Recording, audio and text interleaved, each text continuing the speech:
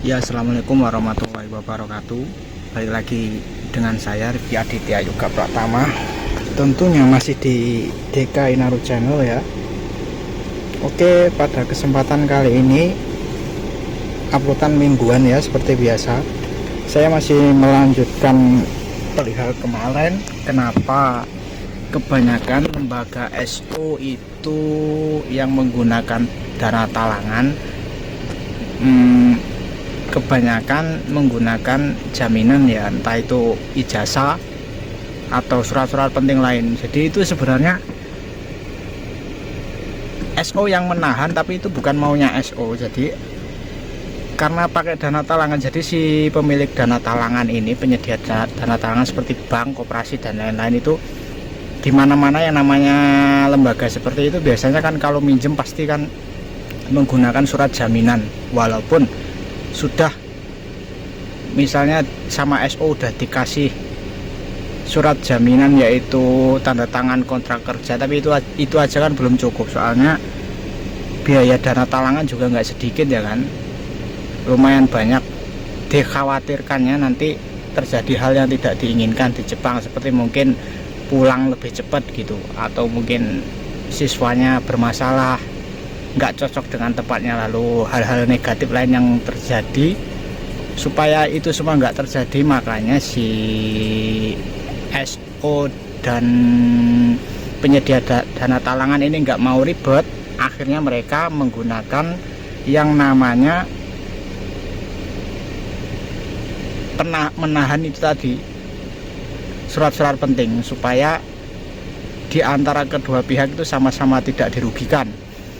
Soalnya banyak juga kejadian yang kalau nggak pakai kayak gitu, banyak juga kejadian itu udah diberangkatin ke Jepang gitu sama SO dan penyedia dana talangan, rupanya di Jepang ada masalah dan mereka nggak mau tanggung jawab ya, karena jumlahnya besar dan lain-lain. Akhirnya mungkin pulang cepat, kabur dan lain-lain gitu. Jadi mereka nggak bayar kan, yang dirugikan juga si SO dan penyedia dana talangan.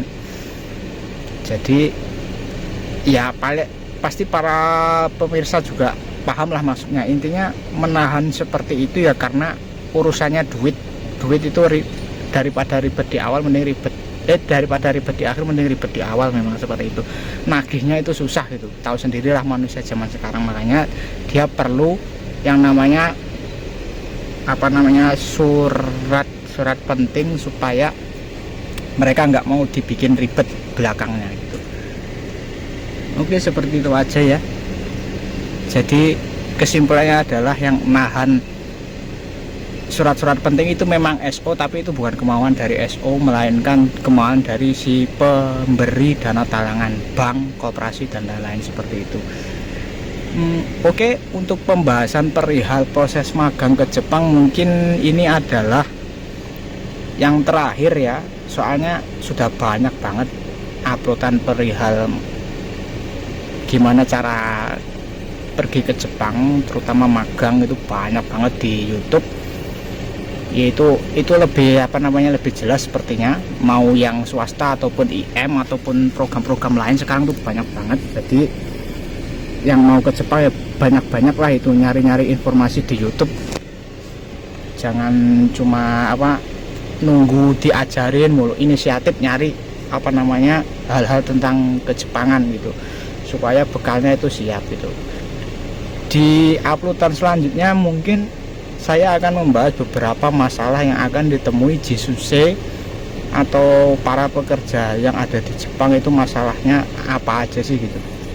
Mungkin nanti di uploadan selanjutnya mungkin konotasinya negatif ya, tapi tujuan saya itu bukan jelek-jelekin salah satu pihak, bukan, tapi supaya para calon yang akan ke Jepang itu tahu hal-hal ini loh yang sering terjadi di Jepang gitu, sama orang Indonesia di Jepang hal ini, supaya kalian tuh siap gitu, lebih siap menghadapi hal-hal yang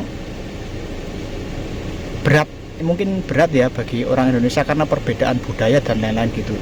Jadi nanti saya akan membahas trouble-trouble yang ada di Jepang soal begituannya, dan nanti saya akan cari narasumbernya langsung gitu, live sama interview sama yang punya masalah gitu, tapi ya mungkin nanti mukanya disensor dan suaranya dia soalnya privasi ya kan.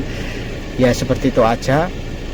Sekali lagi saya ngasih konten kayak gini tujuannya bukan bikin kalian takut ke Jepang. Kalau kalian takut ya kalian sendiri yang rugi, karena dimanapun kita bekerja atau apapun itu pasti ada masalah. Makanya di sini saya nunjukin masalah itu supaya kalian jumbi atau siap menghadapi masalah-masalah tersebut gitu loh, supaya ada solusinya gitu dari kalian sendiri gitu yang belum ke Jepang. Jangan sampai kalian cuma menelan mentah-mentah manis-manis doang soal perihal kejepangan. Begitu sampai di Jepang kalian dapat pahitnya itu kaget.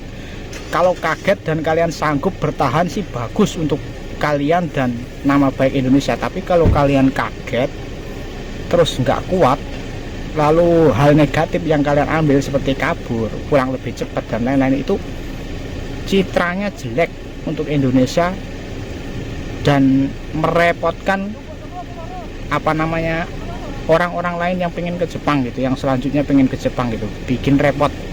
Makanya kalau kalian kira-kira nggak siap sama kasus seperti ini, apa masalah-masalah ini, mending ambil job lain atau mending intinya cari jalan lain gitu. Kalau memang nggak siap, jangan pikirannya cuma asal pergi ke Jepang, tapi kenyataannya di sini itu memang berat ya, berat gampang harus sekian gitu. Kalau dapat yang berat banget sumpah. Oke, sekian itu aja dari saya, semoga bermanfaat. Dan sekali lagi saya di sini bukan nakut-nakutin kalian ke Jepang, tapi saya memberitahu hal-hal negatif di sini. Bukan negatif sih, trouble-trouble yang ada di sini supaya kalian lebih siap, nggak kaget seperti ini loh. Jadi di Jepang itu memang banyak banget hal negatifnya dan hal positifnya, tapi yang sering terupload di media sosial itu hal positifnya doang, kalian nggak tahu hal negatifnya. Jadi saya mau berbagi soal hal negatifnya bukan untuk menakut-nakuti, tapi untuk mempersiapkan kalian supaya lebih siap dan gimana baiknya gitu loh sebelum nyemplung, sebelum masuk ke dunia Jepang gitu. Oke, itu aja dari saya. Assalamualaikum warahmatullahi wabarakatuh.